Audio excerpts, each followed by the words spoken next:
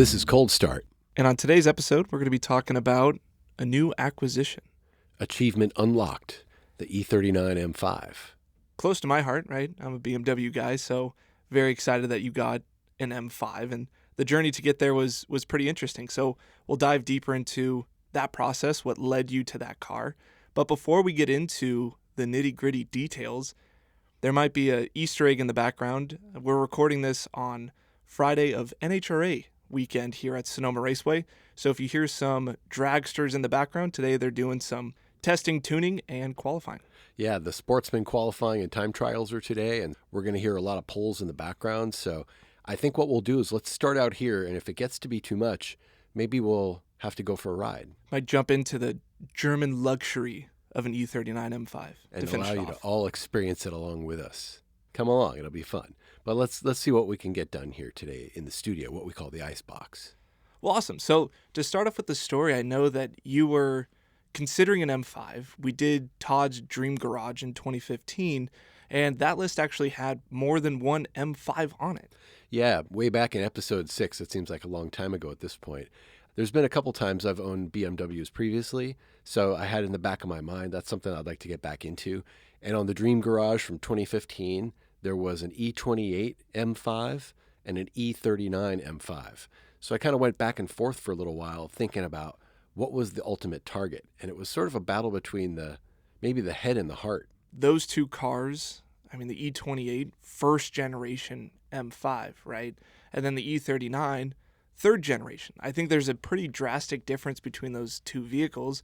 They each have their pros and their cons, and we talked a lot about this, obviously off of the podcast, of what does one vehicle bring to the table, what are some of those drawbacks. So kind of what was your mindset of analyzing the E28, which obviously is from decades ago, and maybe the E39, still an old vehicle, but a lot more modern amenities? Yeah, the E28, first and foremost, just the lines on it really speak to me.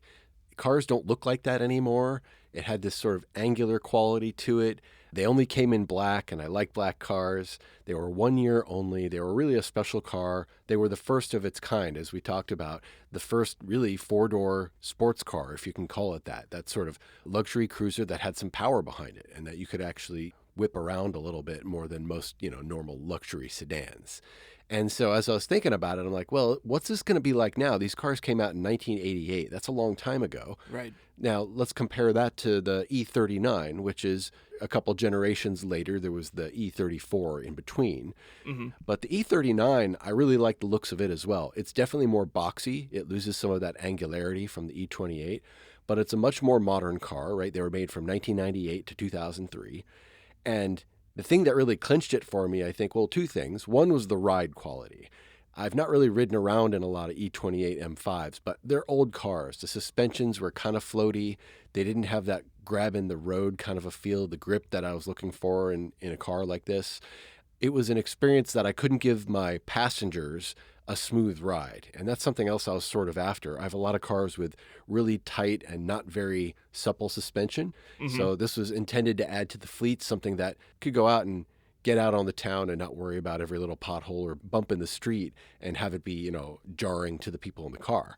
So the E39 definitely won on that front. And the clincher for me was really that V8. The V8 engine in the E39, it's so well known. It sounds great. It revs up well. It's naturally aspirated. It's a car that they just don't make anymore like this. And even then, BMW coming out with the V8 in this car was sort of off type, right? They were so much known for the inline six, and here comes along this V8, but it was such a good one. The S62 engine that they put into the M5, I believe it was the first time BMW put a V8 into an M car. And it's kind of funny because comparing these two vehicles, the E28 to the E39 M5, right? Late 80s versus early 2000s. This goes back to our great discussion of redefining the golden era of cars. Back to my M theory of cars from the 80s. They have cool styling. They have this imagery that we love, but they kind of tend to fall short on ride quality, power, creature comforts on the inside. Yes, they're cool and they're fun, but on a day-to-day basis, realistically, there are some drawbacks. And then we talked about that early 2000s era, that, super analog, more into the modern technology sphere of things, right, feels like a more complete car by modern day standards. Absolutely. Technology advanced just enough to really bring some quality to the car that wasn't there in 88. It also still has that connection with the road. Like you feel a little chatter in the steering wheel when you're Mm-hmm. driving. You feel a little bit of the road movement through it, right? Uh-huh. It's got that really beautiful shifter, right? That 6-speed transmission in there. Which they were only offered in manual transmissions, which I thought was so wild for the E39 M5. Imagine this, like, big saloon cruiser, naturally aspirated V8. You could only get them in a manual. It was so well paired to this car. And again, all the things that we loved about this car, we talked a lot about in that earlier episode Mm-hmm. about cars from the early 2000s. So ultimately, it came down between those. And I had at first started looking for an E28 and had a really hard time finding a good candidate. Either the mileage was so high, it was sort of worrisome that I'd wind up with somebody else's problem, Right. having to do a full engine rebuild or replacement, cars that had, 250, 300,000 miles out there. Now, credit to BMW that those cars would go so far, but, Uh-huh. at what point are you going to need to replace everything in the car? So that was a consideration. Parts availability, too, as I started to look into, if I'm going to want to make modifications to this car or what kind of maintenance do I need to do, it was really hard to find the parts for an E28, whereas there's an aftermarket that still exists and is thriving around the E39. Right. So finding shops that could work on those cars and would be able to do the kinds of things that you needed done to those cars, it was just no question, no brainer. The E39 was superior in all those aspects. And just the usability of the car day to day, the livability of the E39 is just so much greater. I'm going to drive that car more rather than keep it for that special car I want for that special experience. That's what I wanted, is a practical car that I use. I don't buy them to collect and just sit in a garage. I mean, you're touching on so many different variables of like parts and aftermarket community and all these sorts of things, which all really go into the overall ownership of a vehicle. And even though you really want something, if that ownership experience is going to be so troublesome that it prevents you from actually using the vehicle, it's counterproductive in that sense of why would you get something that you're not going to use when that's the point of going out and getting it. Now, so E39 M5, right? I don't think that there's a wrong choice there. Right. I think that's a phenomenal vehicle. Now, talk to me, what is the process like of finding one of those? You talked about how the E28, a little more challenging to find them, lower production numbers, single year only, not as mass produced as the E39. So what was your process like of trying to find an E39? Are you going to private parties? Were you on Facebook Marketplace? What did that kind of look like? Yeah, I kind of looked around in a lot of different places. First and foremost, I talked to people I know and said, especially people who know these kind of cars, present company included. Right. I said, hey, if you know anybody who's got one of these, who's looking to sell it or might be convincible to sell theirs, let's go down that path. I had in my mind that I really wanted it stock. There's mods that you can make to this car all day long, and finding one that's already been modified is always sort of this mixed bag, right? Like you don't know the quality of the modifications that were done, how well the work was done, the parts, the availability of those parts if you need to do something with those kinds of things. So I really wanted to try to find one as close to stock as possible. Mileage too. I didn't want a 0-mile car. I wanted one that had a little bit of use, but not such that it was overused, right? I wanted a driver's car that was still in that kind of sweet spot of its lifespan.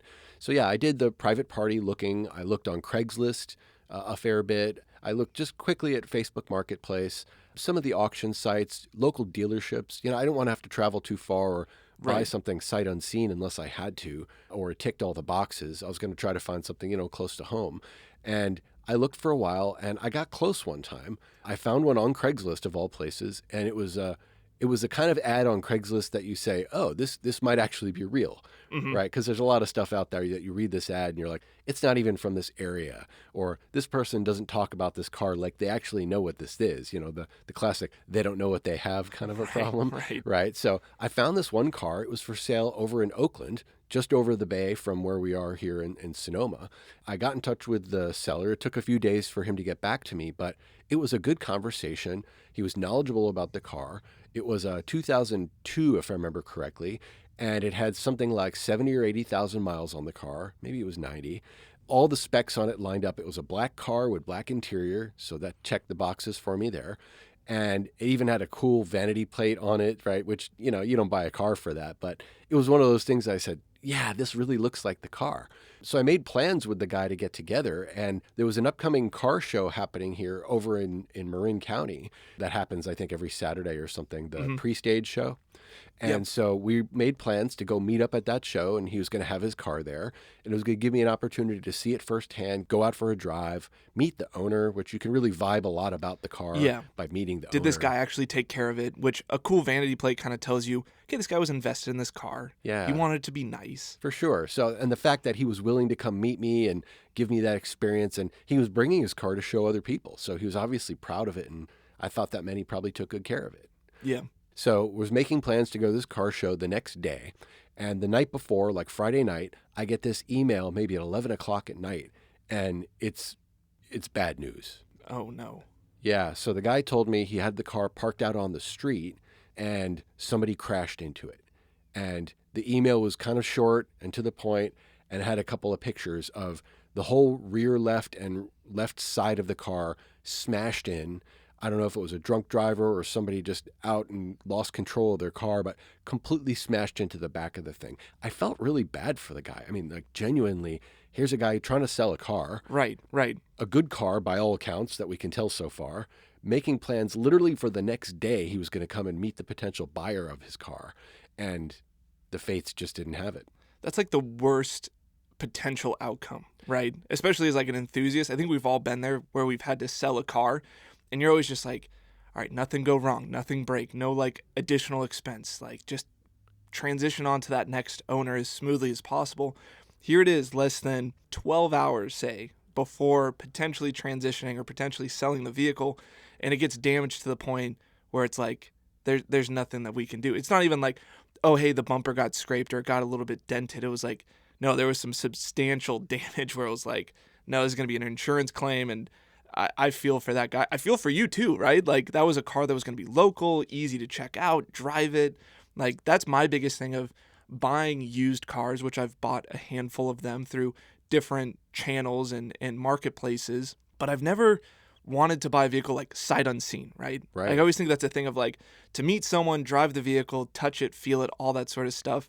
I think that's so important because you get that better feel of what you're actually getting into. Yeah, it's not just you're going based on pictures or a video or somebody else's report of what this thing is. You get your own hands-on experience, you know? Right, which is like why, the whole bring a trailer thing, I think a lot of people talk about, oh, if you want a really nice enthusiast car, like look on Bring a Trailer. That's where a lot of people buy and sell these enthusiast collector cars. And Bring a Trailer's always been kind of like that bar set of that sort of marketplace. But that's like the drawback of auction sites or auctions in general, right? All you can do is just see the vehicle itself and a description, and you're just betting or placing, a bid based off of that. Yeah, any kind of remote buying experience, you're taking a lot of things on faith, right? You're just trusting the seller that they're actually representing this car in its true form, not just from the most favorable angles, right? This guy, I felt so bad for him. This was not just a fender bender. This was a quarter panel bender, a side door bender, brake light smasher, the whole bit. So that car was no longer a consideration at that point, even if you could get it, pulled back together. Right. So I continued to look around, and there were a couple local smaller dealerships, but these kind of like buy here, pay here, kind of look a little shady sometimes, like maybe you could get lucky and get a good car, but it didn't feel like it. So I said, what do I got to lose? Let me see where else online I can find one. So I started looking on places like eBay and Bring a Trailer and some other sites. And wouldn't you know it, a few weeks later on Bring a Trailer, here comes along this E39 M5. I think I set up an alert for it so I'd hear about them when they got listed. And it met all the specs. It was not West Coast car, but western part of the country. It was in Arizona. The car had 79,000 miles on it, black on black. And so the auction came up, and I said, well, hey, wait a minute.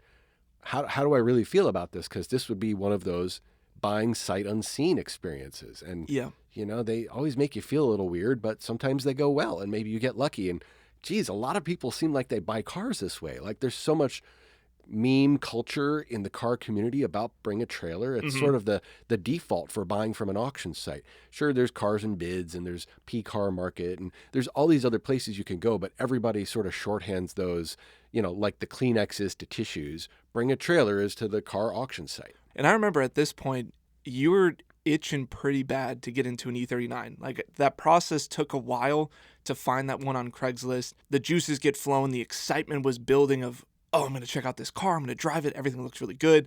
And then obviously that huge letdown of not even being able to get to see the car. And then I know a handful of weeks then passed by again, and moving on to these auction sites of, all right, I really just want an E39 M5 now. So I knew that excitement was building in you too. And seeing one available where it's like, hey, this is pretty close to exactly what I want. Yeah. Let's go after and get it. Yeah, after a swing and a miss and looking at other cars, especially when we were looking at the E28s before, we got close a few times, but they didn't quite hit the mark. This one was really looking good. And, we all know there's this, I'll call it like a childish impulse, right? Like, you want the toy and you think you're going to get the toy, but something happened and you didn't get to go. And it just burns inside you. You just want it that much more. So I was primed. Like, for the seller of this car, they had no idea where I was coming from. Right. They just listed their car. But in the background, I got so close. I almost found the one. It was listed for a good price. It was the right car, and it just fell apart. So this was going to be the thing. And once that car came up on the auction site, I remember looking over it with you, looking at the pictures, looking at the specs, like poring over it, going back to it, going like, this might be the one. Maybe I should jump in on this thing. So decided, why not? Let's go for it. So the first thing I did was I tried to set a mental upper bound of how much I'd be willing to pay for this car, right? Because there is that variable of sight unseen. As much as you hope the seller's representing the car well, you're going to need to do work. Any kind of used car that you buy, you're going to need to do, belts and gaskets and hoses and all those replacement parts. You want to get the car into good state before you start to try to use it, right? Especially with BMWs. Every time that I've purchased a BMW secondhand or used one, there's always multiples of thousands of dollars set aside of like the first trip to the mechanics, or if you're doing it yourself, that first round of replacing stuff, it's going to hurt a little bit. Yeah. I mean, there's pros and cons to buying on a site like this, right? There's a fair bit of inventory. Yeah. They do filter which cars go up for sale in what order. So there's sort of a pre-sale process to make sure that, they at least have something that's not being completely misrepresented to the best of their ability. They don't actually inspect cars. Yeah. But they do send people out to come take pictures, and they have a queue for getting certain types of cars that are in demand sort of on the site in a certain order, so they're not saturating the market. And you can go back and see what other cars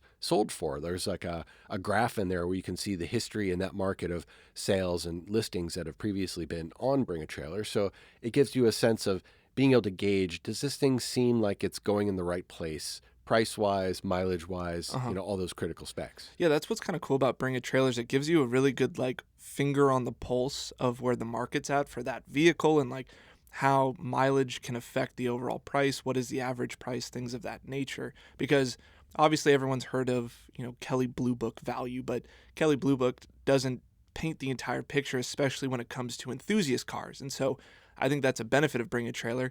But obviously you still have that kind of downside of the auction nature as well as the sight unseen piece of it. It was smart of you to set an upper bound, because once you're in an auction and the bidding's going and you got those emotions flowing, you're not using that part of your brain anymore that's the good decision maker, right? No. You're acting solely on that emotion. So the more that you can set a hard boundary for yourself, the better off you're going to be. So how did you do maintaining the boundary that you set for yourself? Well, there's best intentions, right? And then there's how it actually goes. The problem with the auction format, and the good thing for the auction company, is that once you get invested in this process, you want to win, right? Oh, yeah, absolutely. We all want to win. Well, I mean, there's people who bid just to put a bid out there. There's all these jokers out there that just put in some silly low number because nobody else has bid yet, and they think they're going to get the car for $20 or whatever it is. Right. But once you're invested in it, you say, I think this is the car. I've done all my research. I've done the looking around in the market. I think this is the one I want. I'm going to go ahead and place that bid. Now you have not really money on the table. I mean, you'll owe money if you win, but you have that investment in it, and you have that feeling of the competitiveness of this format, which is you need to make the best bid, the highest bid, to win it. So you hope to be able to do that without going too crazy. I did set that boundary, and then, well, we'll come back to the rest of the bidding process in a minute here. But yeah, it was really hard to kind of maintain that level of composure and control once I was already had my bet on the table. I kind of felt like I better double down. Right. I mean, it's so tough to just walk away. Oh, right? yeah. Oh, You yeah. know, it's like all this energy, and once again, the buildup, the excitement, the anticipation of like, this might be it. I might finally get my hands on an E39 M5.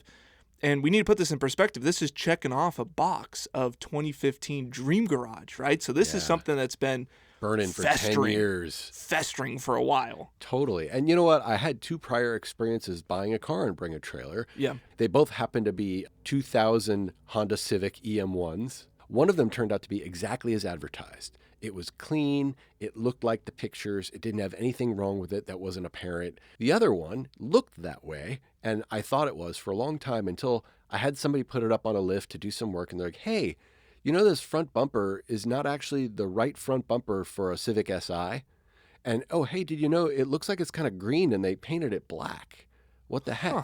So it was misrepresented by the seller, or maybe they didn't even know if Right. they right. weren't the original buyer of the car. So you could wind up with something that's not exactly what you hope it would be. And you're setting your bid, you're trying to establish what the market will bear for this kind of car. Mhm. You're paying for that. And then if you get something that's less than what you thought it was, you kind of feel like a chump, right? Like, oh, I overpaid for this thing because it looked like it was good. And then you get it and you look behind the curtain and you're like, oh, that's not actually what it was advertised to be. Right. You feel like you got duped, which is so easy to do to people over the internet, Yeah, right? I mean, yeah. if you just post something on the internet, you never have to meet the person that actually purchases it. People would be more willing or more likely to misrepresent a vehicle just to make a quick buck. So this car that I found, it was an Arizona car. It still had the OEM, what they call the Style 65 wheels. The tuning The forks. tuning forks. I really dig those. They had even some dish to them, like the stock wheels. Yeah. They were really good. So it also turned out this car had previously been through this place called Enthusiast Auto Group back in Ohio. And for BMW enthusiasts, they know this name EAG kind of right off the top of their head. Oh, it's like Mecca. Yeah, they restore and refurbish these cars to factory levels, right? They touch everything up, they replace things. They have a huge inventory of parts, maybe one of the biggest ones around for older BMWs, even some of the, up to the E92s, I think that they're experts in that stuff. I want to say Larry Chen, the famous photographer, is somehow an investor or involved in that business. Yeah, I think he's a partner with EAG. But yeah, the EAG BMWs are always the ones that you see on the internet that are like 2 to 3 times the price of like the standard market value. And you're like, why is this one so expensive? And either they're always like the super low mile examples, or like you were talking about, their restoration process of just replacing everything to pretty much creating a brand new old generation BMW. Yeah, which is kind of like the magic formula. If you can get that, Right. a car that feels fresh and new, even though it's, 20 years old. That's what everyone wants. It right? is, absolutely. So, I mean, the listing was good. It was well laid out. It had all the details you'd be looking for. A ton of pictures of the car from every angle, from underneath the car. It had paint meter readings that made it suggest that this was all original paint on the car. It had been owned by this owner, I want to say, for about 30,000 of the total 79,000 miles. So they had owned it for a little while and used it, but they had purchased it from EAG, so you knew it was a good car and coming from a good place. So by all accounts, this is the one to kind of go in on. And so I made my bid, and that started the process. And it's about a week-long process from when the car is listed to when the final sale is supposed to take place. So I made my bid, and I wound up doing that thing you expect. There's a few other people who put their bids down, especially while the cars are really at a point where they're under their actual value, right? When the car is listed at 15 grand or 20 grand for a car that should go for 35 or 40 or more, all different kind of people come out to bid on these things. And you know that they're not all serious bidders, but you got to go out and compete with them just the same. I feel like for auction sites, it basically comes down to like the last 24 hours, 4 hours, 24 minutes, 4 minutes, where the real players actually hone in on the vehicle. Because, yeah, if you have a 7-day, 10-day auction, the first 9 days don't matter. It's whatever happens in that last little chunk. And so it's like, if you're really serious about the car and it's going to go for more money, you just kind of wait for that moment to occur. Yeah. In the meantime, the seller of the car is entertaining all the random questions from the peanut gallery on Bring a Trailer. And That's like the best part of Bring a Trailer, though. I mean, the comments are great, don't get me wrong, but it's one of the most frustrating things about the selling experience on there, right? Is you got every internet armchair quarterback in the world asking you these questions about a thing they only learned about on the forums. They've never actually had one of these cars before. And they're just trying to like posture for other people to get their clout or their thumbs up or whatever it is on the website. Yeah, they're like the nerds that are trying to do the, well, actually. Yeah, And it's I like, always okay. hated giving talks in front of those people. There's always that one person who's got to try to trip you up with the hard question just for the showing off to their friends or whatever it is. And this is like full of that. So that's going on. And to the seller's credit, he answered some of the questions and provided additional information, more pictures, kind of things that people were looking for. And we're proceeding on to now, getting down to the wire on this auction. So within the last day of the auction, the price that was listed jumped up about 25%, which is about what you expect to see. Yeah. Because again, those serious bidders come out and a lot of the other ones kind of fall to the wayside when they realize, I can't actually afford this car. So it came down to bids that start out every couple of hours, and then they pick up in frequency until you're down to that last hour or half hour or whatever of the auction. And then so within the last hour, I think there were something like 35 bids within the last hour of the auction. And one of the things, if you've not been on Bring a Trailer to know about, is if there's a bid made in the last 2 minutes of the auction, they extend the auction by another 2 minutes, right? That's to prevent that sort of sniping behavior. That used to be a famous thing on eBay. People would go in the last couple of seconds and bid on something that looks like it's going to go for a good price. They'd bid it up a little bit, but they'd be able to get in before somebody else had the chance to bid on that item. Right. They'd create like bots that could time the last possible moment to send in a bid or something like that. So, yeah, the last little chunk of Bring a Trailer auctions, they're the most exciting. Like a lot of them, I'm not necessarily buying a lot of vehicles or any vehicles off of Bring a Trailer, but there's sometimes when the peanut gallery is large enough where the last little chunk watching the auction and the comments and the bids come in is just pure entertainment. Oh, absolutely. And you don't know what kind of conversations are happening on forums or elsewhere out on the internets where people are telling each other about this auction, right? This kind of car came up. Sometimes it generates a lot of energy and excitement. People are like, oh, hey, one of those cars is about to go for sale. And look, here's where it is in the process. Or, wow, that looks like a great price. Maybe you want to jump in. And so people think they can go get a bargain last second. But again, their platform extends the duration of the auction for every bid that's made within those last 2 minutes. So as we're getting up to that last day, my threshold price has been achieved now. I bid up to it, and now I'm seeing bids made over what I agreed to myself that I was going to pay for the car. So now we get to that crossroads. What do I do? What's the decision? I spent all this time trying to source a car. The first time it didn't work out. Yep. I've looked elsewhere. This one came up. It looks good to the point where now the market is speaking, right? All these people are coming out of the woodwork and they're bidding on the car. So maybe I underset my target. Maybe what I thought the value of this car was actually below what it's actually worth because there's people who are now bidding for that number and higher. And in the back of my mind, I wanted to reserve a budget for maintenance, right? Because anything you buy, especially sight unseen, you have to expect you're going to need to do some stuff to it. I don't know, at least get tires or something else. This car was advertised as having, 1 or 2 year old tires. So I said, okay, well, expect the usual things. Set your target with those things in mind. So as that number gets crossed, I had to have that conversation in my own mind, which was, how bad do you want it? Yep. What are you going to do now? And I remember chatting with you at one point about it, saying like, do I do it? Should I keep going? Is it worth that? And, we go back to that graph of how much previous cars have sold for, and it's still below several of those sales. Mm-hmm. Thought, well, maybe I just set my target a little too low. So I think I'll go ahead and let me go ahead and add, a couple more grand to my high watermark price that I will absolutely not pay more than, but not more than that, right? I don't want to be crazy. I don't want to make this thing something I wish I didn't do after the fact. So I went ahead and did that. And now we're into the last hour of bidding, and the bidding creeps up and it creeps up and creeps up. And don't you know it, we're getting to that number again. That's how this works, right? Now I'm invested. I want to win. I really want this car. I didn't get it before. I'm going to get it this time. So I decided, okay, one last time I would go up like another small increment, but that's it. That's final. This is the last bid. That's it. I'm not going to go over it. And within that last hour of bidding, let's get down to the last half hour, the last 10 minutes of bidding. I think it's looking good. like, I'm the high bidder. Right. I'm now within the envelope of my new target. I'm gonna get this car. This is great.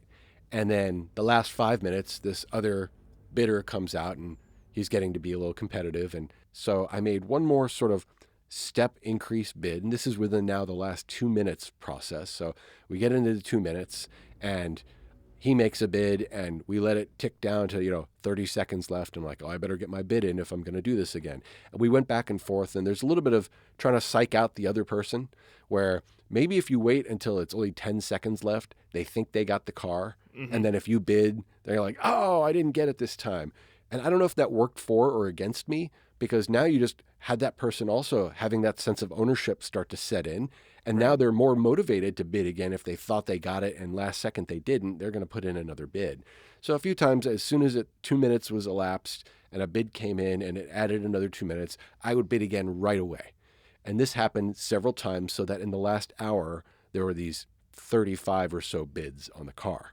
And the last one that was made was by me for a slightly higher increment this time around. And I must have hit that guy's new number, because he didn't bid again, and ultimately I wound up winning the car, but didn't know till that last 2 minutes, and I'm watching the countdown timer on the clock, waiting for it to get to 0, expecting that he's going to bid again, and this time it didn't happen. Getting into the psychology of auctioning and bidding and all that sort of stuff, it's just fascinating. And to that point, auction sites and bidding for a car, there's a dopamine rush that comes into it. I mean, you recalling this story and the excitement of this happened, then this happened, then we threw punches this way and that way. It's like, that's what like gets you sucked in, Oh, right? hell yeah. Like if you went to go look at a car in person, private party, there isn't that like adrenaline pumping dopamine rush, right? There's that more clear-headedness of going into it. Absolutely. And so like that's the benefit to the auction site and people selling their cars on an auction site, is you want that sort of competition to set in and these emotions to set in as well. So you get the final bid, car's yours, that excitement, that rush of I've gotten it. Now, did that excitement maintain, or was there a fall off of, oh, what have I done? No, I felt pretty good. Like I felt like the number I landed on was still fair in the market and would still give me a little bit of budget to do some maintenance work. I was hopeful it wasn't that much, Right. because then that would push me from I got a decent deal on this car to I way overpaid for this car with everything it needs. But no, I felt pretty good about it. The seller came out right away. Hey, congratulations on buying the car. You have that couple minutes of warm feeling like, hey, I won. Congratulations, you got what you wanted. Now, the implications of that. So first and foremost, you have to arrange all the finances and the shipping of the car, because I wasn't going to go fly to Arizona and drive it back. Right. In particular, with a sight unseen car, you could do that and wind up, stranded on the side of the road somewhere, and it's now your problem. Yeah, who knows what the right. adventure could be. Totally. So you might as well have it transported and factor that into your budget so that you can get it to you, and once you actually have your eyes on the car and you could bring it to a shop you trust, you can get it sorted out without the implications of, being stuck in some place you don't want to be. So Bring a Trailer bundles all of these third-party options when you buy a car. It's not just, okay, send the money to the seller and they'll send you the title and the car gets shipped and you're done. The shipping itself, you can arrange through Bring a Trailer. They have additional services for DMV, tags, registration, title transfer, all this kind of stuff. And they actually don't ask all that much money for it. So it looked like this might be worth trying this one time to have the full Bring a Trailer experience of having them arrange shipping, have them arrange the title transfer and all that kind of stuff. The money goes through an escrow process. So, there's not really any risk that you're going to send the money to the seller and they're just never going to send you a car. Mm-hmm. It works out for everybody pretty well that way. And I said, okay, for the couple $100 extra, it seemed worth that. And to not have to go to the DMV and do all that kind of stuff sound like, yeah, that's a win. So the service, I think it was called Caramel, like, caramel sauce. Yeah.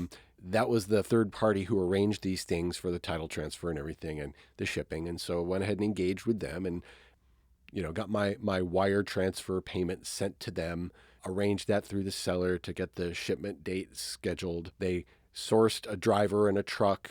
I wanted it to be an enclosed trailer. Like if you don't say, they might show up with your car in an open trailer and who knows what'll happen to it on the way. So look, I've already gone this far. I've invested this much money. I might as well get the enclosed trailer. And we arranged for the shipment to happen and everything was looking good. The car was going to arrive to me. I was going to get a set of temporary documents from this company, Caramel, which was like a temporary license plate tag and registration.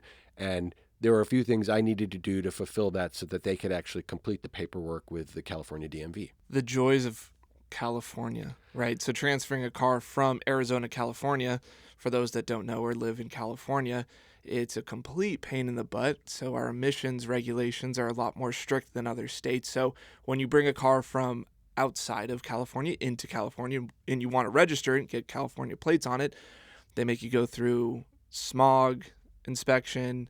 And for most vehicles, that's not a problem, right? When you're talking about old performance vehicles, might be a headache, right? So to be able to transfer it into California, you need a smog certificate as well as a VIN verification. So they have to make sure that the vehicle is what you're saying it is.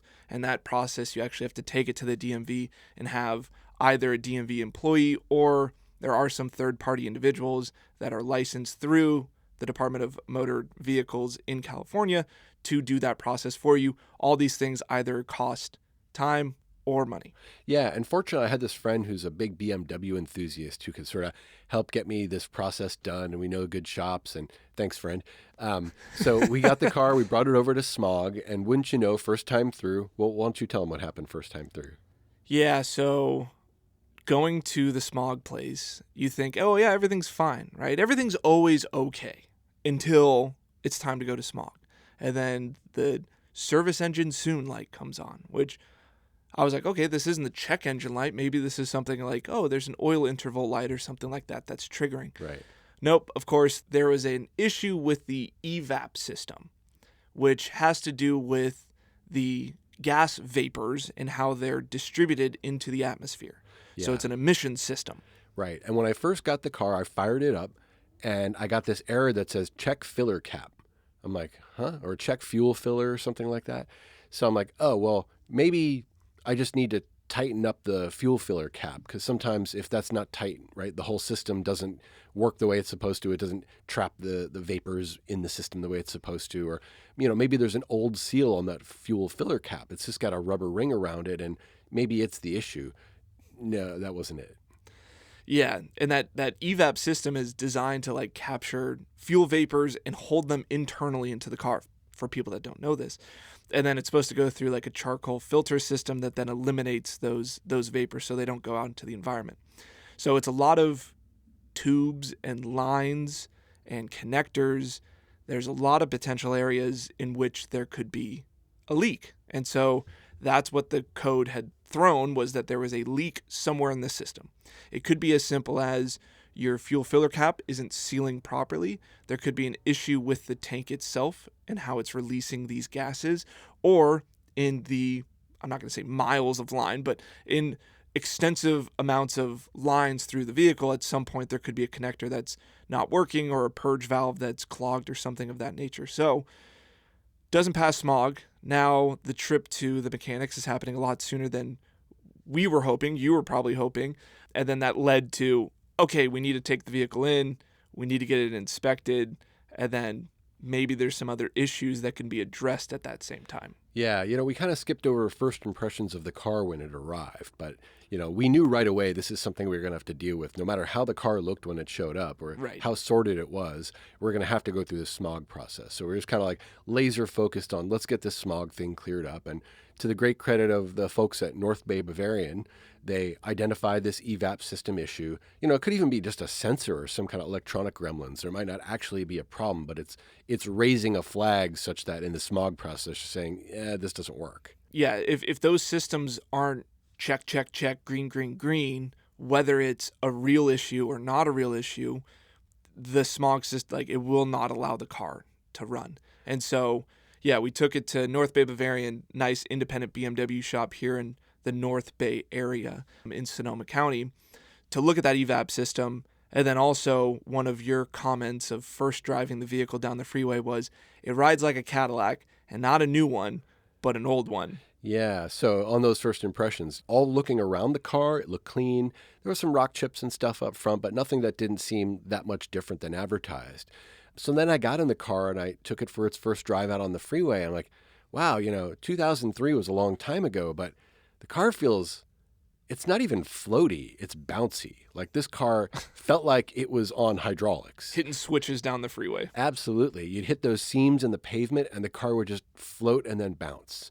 Like this seems more than probably what's normal. And I hadn't driven a ton of these cars, so I didn't have a great, calibration point, but I'm like, this just can't be right. The shocks or the suspension or there's some system in this car that's not working the way it was supposed to. And nobody said anything about that in the ad. Right, yeah, and so we took it to North Bay. They look at the shocks, and all four corners blown, right? So I mean, blown. Like if you saw the picture of this thing, we should make the picture like the icon for this episode, or like we'll do an Instagram post. We have to show you a picture of what those linkages look like. yeah, they were saying that there was only maybe a couple other shocks that they had seen that were as blown, as far gone as these ones were. So basically the car was just riding on its springs. So there was nothing to stop that harmonic, just up and down motion once there got some momentum to it. And so then it was the question of, all right, so shocks are blown, right? It's going to be a little bit cheaper if you just go for like an aftermarket option, right? Right. Not something that's like super stiff, but a Bilstein of some kind, sport shock.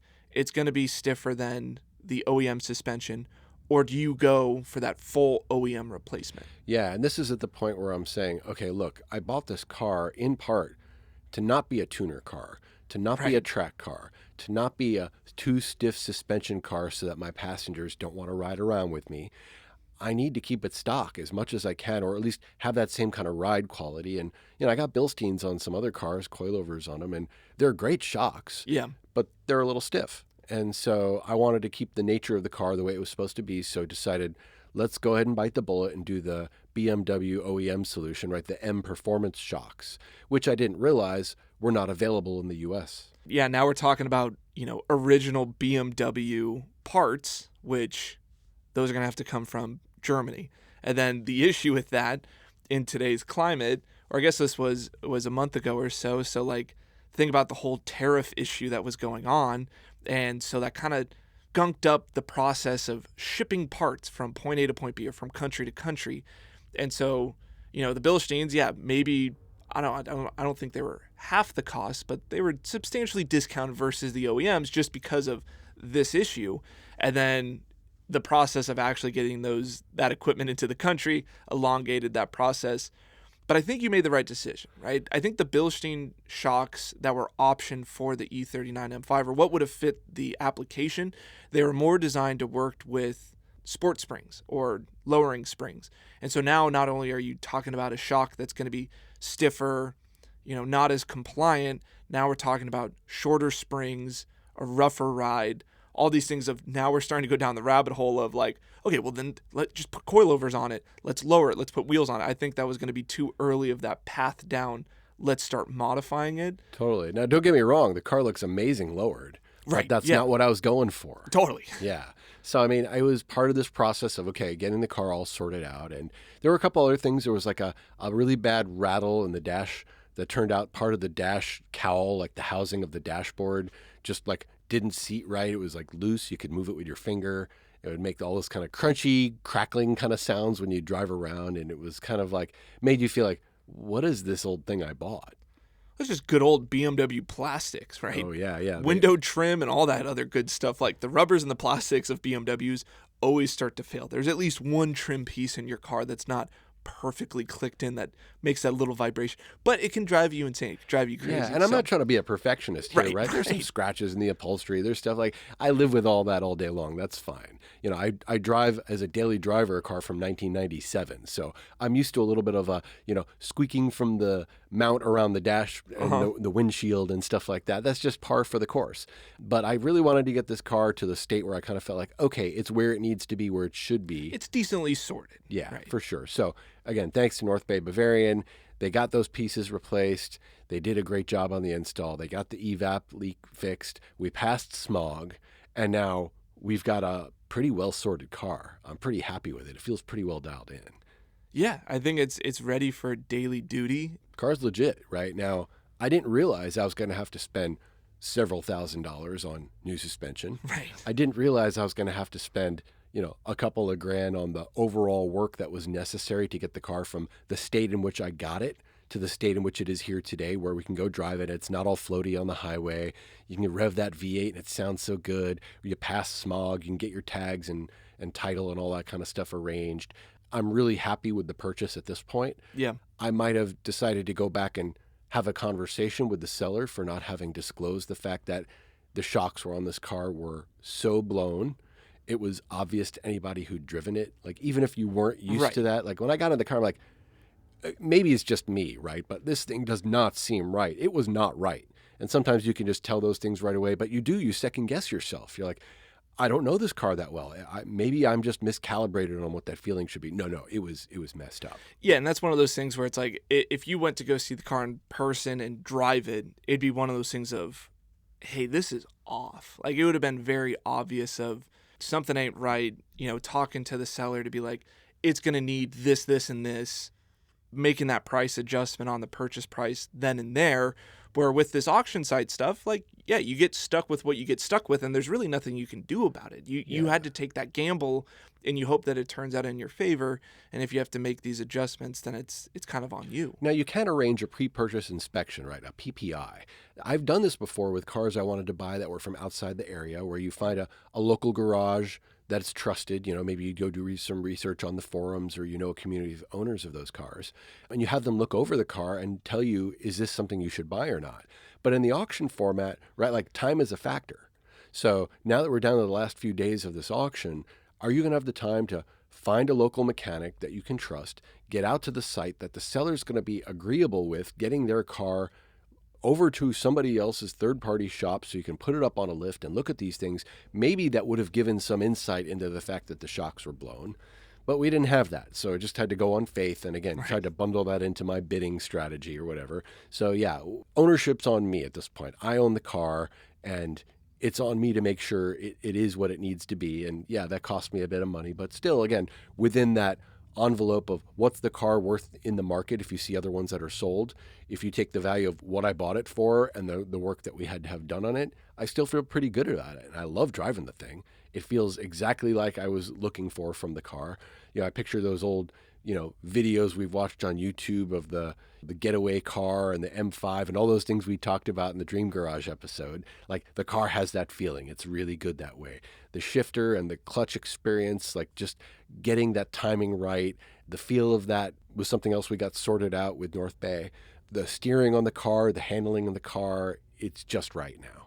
I don't think we should spoil too much. I think maybe we've run out of time on this episode, but next episode, I think we should get behind the wheel of the E39, out on the road, and give our impressions of what is the E39 M5 really like. Because, funny enough, before you purchased this car, I don't think you'd ever driven one before. It had been forever, and it was at a time where I hadn't driven that many other kind of cars. Mm-hmm. I had driven it, like, down the block. It was like a friend's dad's car. He was like, okay, you can use it, but, like, you're going to get me in huge trouble. You can't do anything wrong. And, like, I wasn't that good at manual transmissions at the time. It was like early 2000s. Like, I had driven them for a while, but not to the level now I have as much, automatic muscle memory for it as I did back then. So no, I never really had the proper driving experience to know. And it's awesome to be able to kind of live that now and say, yeah, it lived up to what I was hoping it would be. I mean, I said I was going to leave it stock, but, like, I'm going to do a little clear wrap on the front of the car, just to protect it. I'm going to get some tinting on the windows because it's got to have tinted windows. This car needs tinted windows. Oh, it needs that limo vibe. Yeah. And then there's this module you can install that'll give you Bluetooth and sort of a slightly updated AV experience in the car. I don't want screens in the thing. I don't want to make it modern in all those ways, but I'd like to be able to listen to my tunes, and if I have to do a phone call or something, to be able to do that from the car, because this is that kind of car you'll be cruising out around, and sometimes you just got to get business done.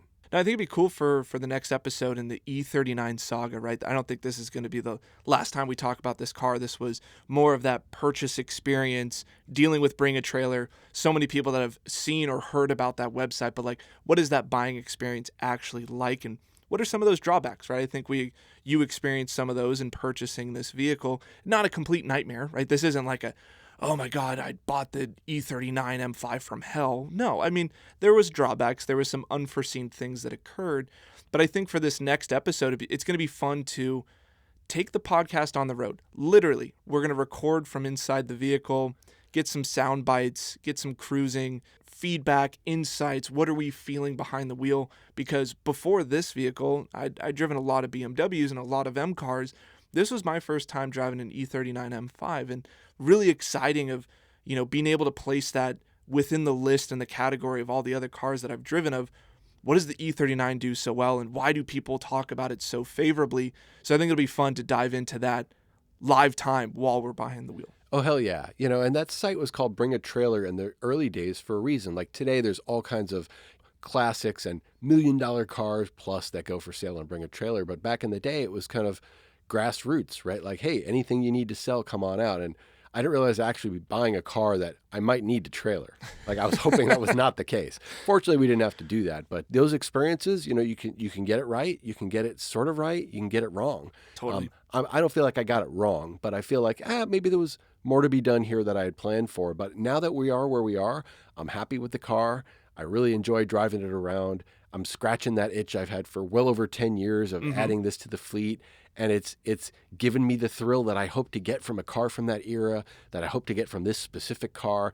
And it made the whole pursuit, the finding the car, the sourcing it, the chasing after it, the competing for it, all that much more worthwhile. And maybe in retrospect, part of that experience is what makes it feel so fulfilling now is I know what I went through to get it, and it made it all worth it. Congratulations on purchasing an E39 M5, and Thank you. maybe it won't be the last M5 in your collection. Maybe we circle back to that E28 somewhere down the line and add just M5s. All the M5s are good M5s. Yeah, we'll see. I wasn't a huge fan of that Bengal, but that V10 on the E60, Oh yeah, that's compelling. I was just having a chat with a friend of mine about, should I buy one of these? I don't know. He was thinking about it. I'm like, just be prepared for maintenance. I was going to say, if you're complaining about purchasing new shocks for the E39, oh no, don't even start talking about rod bearings, timing chains, all that sort of fun stuff that goes with owning a V10 BMW. Yeah, but this really, hit that sweet spot for a car that was old enough to get away from some of the trappings of new cars, the screens and all the tech that gets in your way. But it was advanced and new enough that it had that V8 engine. It has that robustness to it where you can go and drive it and get on it and not feel like it's a fragile antique and it's going to, crumble in your hands. So I'm really happy with it, and I'm excited to see what it's going to be like owning that car for a while. Well, thanks for sharing your purchasing story of the M5. This isn't the end of the story. This saga will continue, and a new segment will be added to the podcast, Behind the Wheel. And thanks for all your guidance in BMW world, since you know that so much better than me, and your support along through this process. If it was just me all alone, I might have felt like, I don't know if I'm doing the right thing here. So thanks for feeding my enthusiasm along the way. You're very welcome. I'm glad I could share the addiction of M's and BMWs so I don't have to suffer alone in that journey. We suffer together. It's always more the merrier. Misery loves company, they say. Well, thanks, Todd. Thanks, Silas. And thanks for listening. This has been Cold Start.